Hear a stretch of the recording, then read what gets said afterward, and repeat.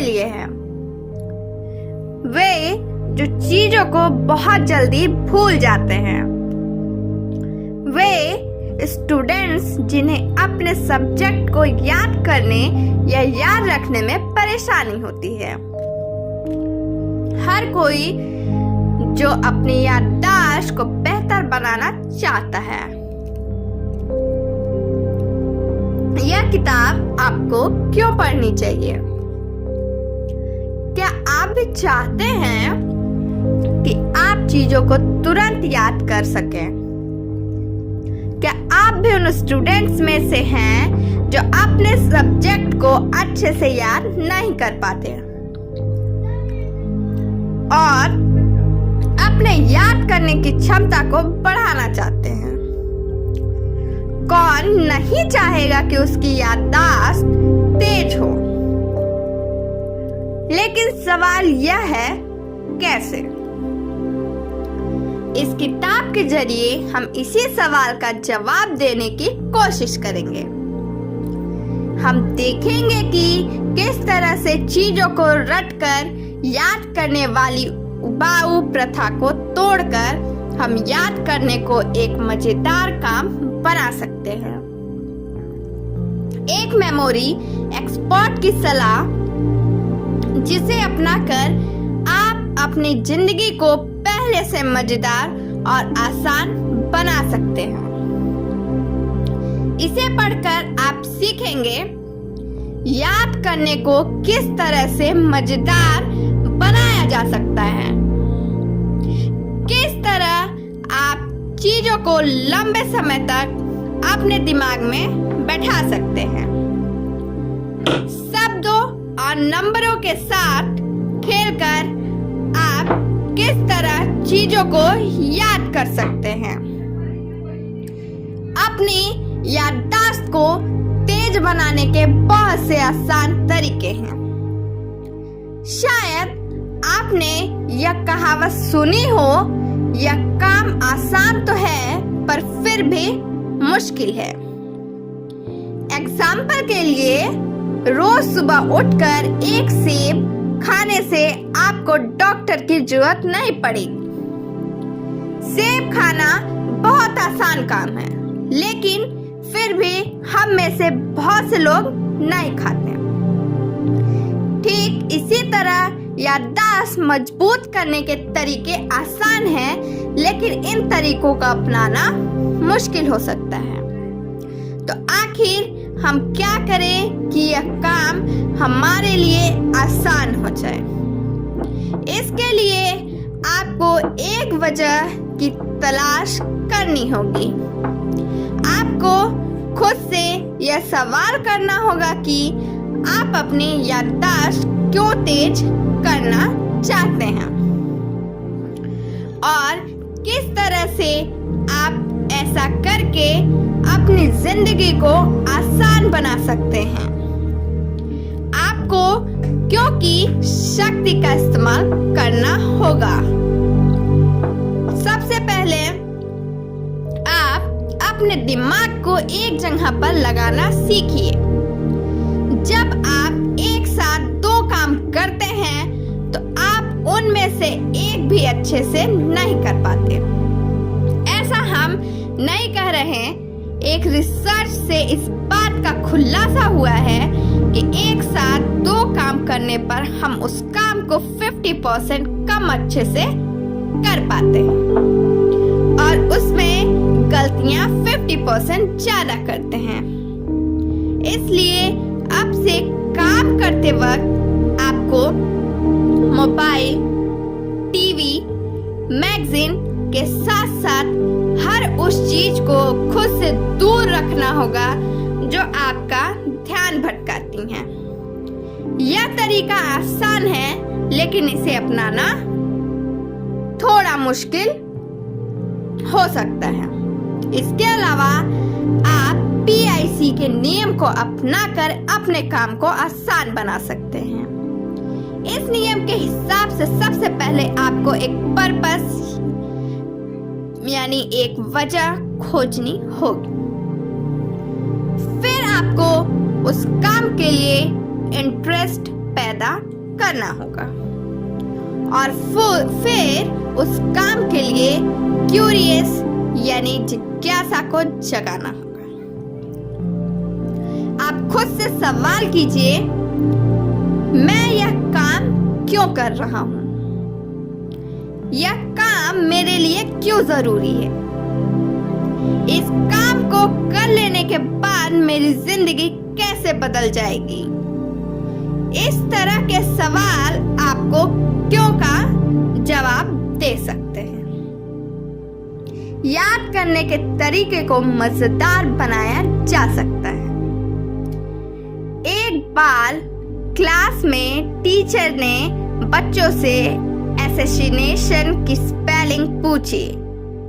बहुत से बच्चे ने गलत जवाब दिया। फिर टीचर ने बच्चों से कहा, इसे इस तरह से याद कर लो, खच्चर एश के ऊपर एक और खच्चर एश, उस खच्चर के ऊपर मैं आई और मेरे ऊपर सारा देश नेशन। खच्चर एस प्लस खच्चर एस प्लस मैं आई प्लस देश नेशन, ऐसा एसेसिनेशन। हमारे वेदों में यह बात कहीं नहीं लिखी गई है कि उसमें लिखे गए श्लोकों को याद करते वक्त हम अपना सिर किताब पर पीटते हैं।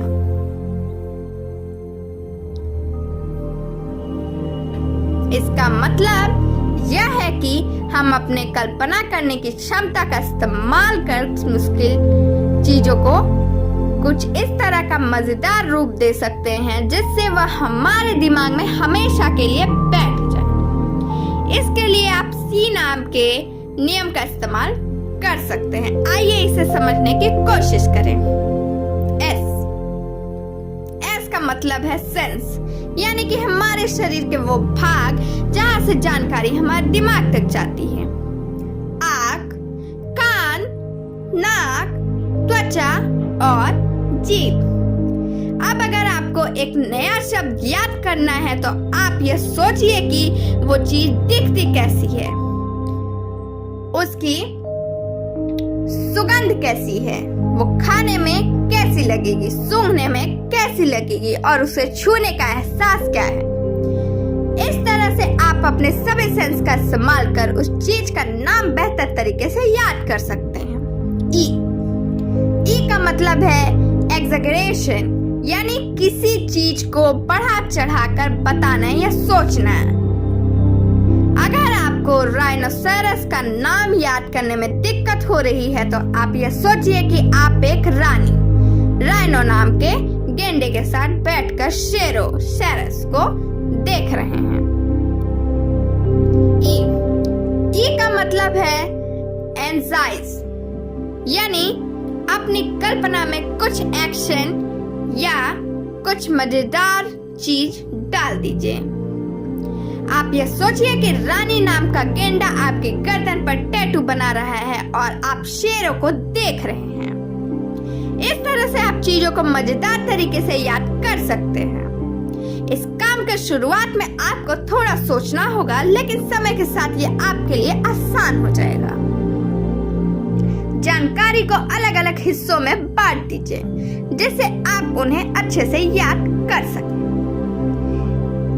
इस सबक में दिए गए तरीके का इस्तेमाल लेखक ने पीआई के 10,000 अंक याद करने के लिए किया था।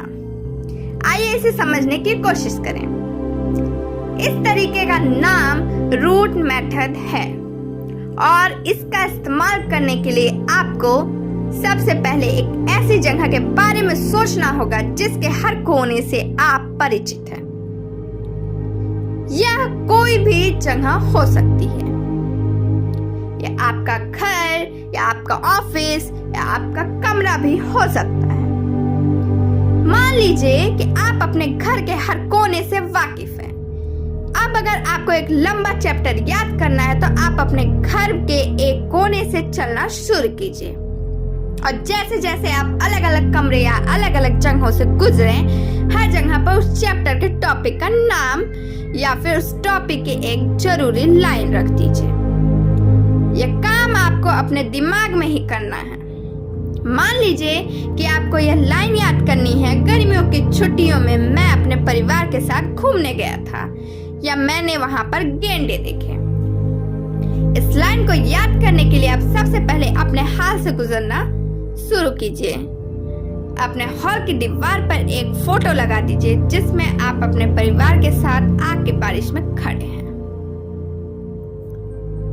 यानी गर्मियां बहुत है और आप अपने परिवार के साथ बाहर हैं।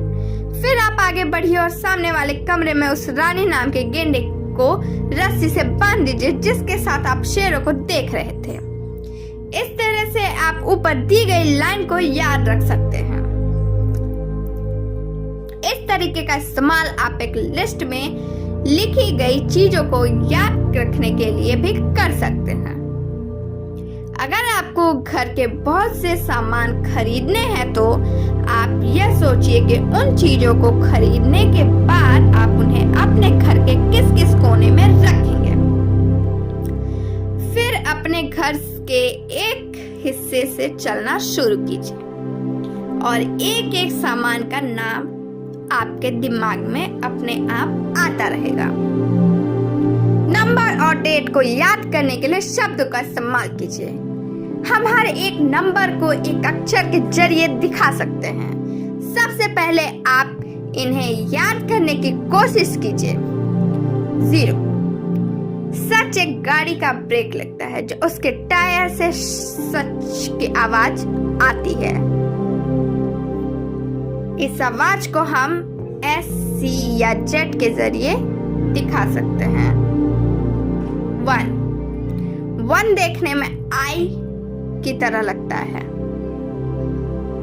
2 इसे अगर आप धक्का देकर गिरा दे तो यह N बन जाएगा। 3 इसे धक्का देकर गिराने पर यह M की तरह दिखेगा। 6 सुनने में SH की आवाज आती है। 9 को अगर आप उल्टा लटका दे तो यह B बन जाएगा, या फिर इसे घुमा देने से यह P बन जाएगा। ठीक इसी तरह आप दूसरे नंबरों को भी अक्षर का रूप दे सकते हैं। अब अगर आपको याद करना है कि नील आर्मस्ट्रांग ने चांद पर कदम 1969 में रखा था, तो इसे आप कुछ इस तरह से याद कर सकते हैं। 1969 में आप बस 969 को याद रखिए। 969 को आप BSHP लिख सकते हैं। BSHP को आप बाइशॉप बना लीजिए, जिसका मतलब पादरी होता है। जब आप सोचिए कि एक पादरी आर्मस्ट्रांग के साथ चांद पर नाच रहा है, इस तरह से आप इस डेट को याद रख सकते हैं। इस तरीके का पूरी तरह से इस्तेमाल करने के लिए आपको थोड़ी प्रैक्टिस करनी होगी। इसलिए आप खुद से सभी नंबरों को एक एक अक्षर का रूप दीजिए और अलग अलग डेट या नंबरों को शब्द में बदलकर और C नियम का इस्तेमाल करके आप यह तरीका अपना सकते हैं। 4C का इस्तेमाल कर आप अपने साथियों का नाम अच्छे से और हमेशा के लिए याद रख सकते हैं। क्या आपके साथ कभी ऐसा हुआ है कि आप अपने किसी दोस्त से बहुत समय बाद मिल रहे हो और आपको उनका नाम न याद आ रहा हो? क्या आपको लोगों के नाम याद रखने या याद करने में समस्या होती है? आइए देखें कि इस समस्या को हम 4C की मदद से कैसे सुलझा सकते हैं। कॉन्सेंट्रेट। सबसे पहले ध्यान लगाइए कि उस व्यक्ति का नाम क्या है और उसका नाम सुनने पर आपके दिमाग में कौन सा चित्र बन जाता है। एग्जाम्पल के लिए, अगर आपके दोस्त का नाम दीपक है तो आप अपने दिमाग में एक दिया बना लीजिए। अगर उसका नाम संगम है तो आप गंगा यमुना के मिलने की जगह का चित्र अपने दिमाग में बनाएंगे। कनेक्ट, एक बार आपने उसके नाम का मतलब बनाकर उसका चित्र अपने दिमाग में बैठा लिया तो अब आप उस व्यक्ति को उस चीज के साथ जोड़ दीजिए। आप सोचिए कि दीपक दिए की आग में जल रहा है और संगम पर जाकर नहा रहा है। इस तरह से जब आप दीपक को देखेंगे तो आपके दिमाग में चित्र बन जाएगा कि वो दिए की आग में चल रहा है और दिए से आपको उसका नाम दीपक याद आ जाएगा। कंपैरिजन, क्या हो अगर आप दो दीपक या दो संगम को जानते हो? इस समस्या से निपटने के लिए आप उन दोनों की तुलना कर सकते हैं। आप यह सोचिए कि आप जिस नए दीपक से मिले हैं वो पुराने वाले से किस तरह से अलग है, या फिर आप उनकी किसी और खूबी का इस्तेमाल कर एक नया चित्र अपने दिमाग में बना सकते हैं। कॉन्टिन्यूअस यूज, नाम याद करने के लिए आप चाहें किसी भी तरीके का इस्तेमाल करते हो, आप उसका इस्तेमाल हमेशा करते रहिए। इससे आप अपने फेसबुक के दोस्तों का नाम याद रख सकते हैं या फिर अपने कॉन्टेक्ट लिस्ट के लोगों का नाम भी याद रख सकते हैं। हर जानकारी के बारे में समय समय पर सोचकर उसे हमेशा के लिए याद रखा जा सकता है। अगर आप क्लास 12 तक पढ़े लिखे हैं तो आपको यह जरूरी पता होना चाहिए कि हाइसेनबर्ग अनसर्टेनिटी प्रिंसिपल क्या होता है। कि आपको नहीं याद आ रहा है कि आपने इन शब्दों का नाम भी नहीं सुना, कोई बात नहीं। आपकी तरह बहुत से लोग स्कूल में पढ़ी गई बातों को भूल जाते हैं, लेकिन अगर आप पढ़ा हुआ भूल जाएंगे तो आपके पढ़ने का फायदा क्या हुआ? इसलिए जानकारी को याद रखना बहुत जरूरी है, क्योंकि इसी से आपके पढ़ने का फायदा आपको मिल सकता है। लेकिन फिर से हमें उसी सवाल का सामना करना पड़ता है, कैसे? जब हम किसी चीज को दूसरी बार पढ़ते हैं तो उसका असर हमारे दिमाग पर ज्यादा होता है। यानी कि अगर हम किसी जानकारी को समय समय पर दोहराते रहें तो एक वक्त ऐसा आएगा कि वो जानकारी आपके दिमाग में हमेशा के लिए बच जाएगी। इसलिए किसी चीज को जानने के बाद आप उसे एक दिन पर दोहराएं, फिर 3 दिन पर, फिर 1 हफ्ते पर, फिर 1 महीने और 3 महीने पर। इस तरह से वो जानकारी आपके दिमाग में हमेशा रह जाएगी। चीजों को याद करने के लिए आप इस किताब में दिए गए तरीकों का इस्तेमाल कर सकते हैं। SEEC नियम का इस्तेमाल कर आप चीजों के अजीब पिक्चर बनाकर उसे याद रख सकते हैं। क्या आपको असैसिनेशन की स्पेलिंग याद है? बिल्कुल याद होगी। किसी भी काम को करने के लिए एक प्रेरणा की जरूरत होती है।